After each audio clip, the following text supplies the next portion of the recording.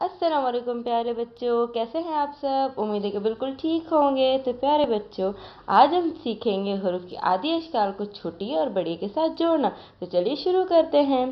पहले जोड़ेंगे हम पे और ये को। पहले लिखेंगे पे की आदि शक्ल, जोड़ेंगे छोटी ए से, ये बन गया पी। अब जोड़ेंगे जीम और ये को। पहले लिखेंगे जीम की आदि शक्ल और मिलाएंगे छोटी ए से, बना जी। अब लिखेंगे तोए और ये को। तोए की आदि शक्ल और छोटी ए, ये बन गया ती। अब लिखेंगे सीन की आदि शक्ल को मिलाएंगे छोटी ए से, सीन की आदि शक्ल और छोटी ए सी।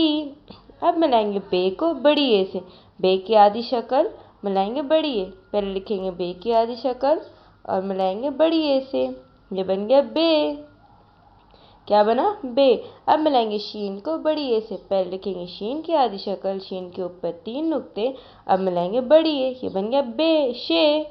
अब लिखेंगे स्वाद की आदि शक्ल और उसको मिलाएंगे बड़ी ए से, ये बन गया से। अब लिखेंगे हे की आदि शक्ल और मिलाएंगे बड़ी ए से, ये बन गया हे। शुक्रिया।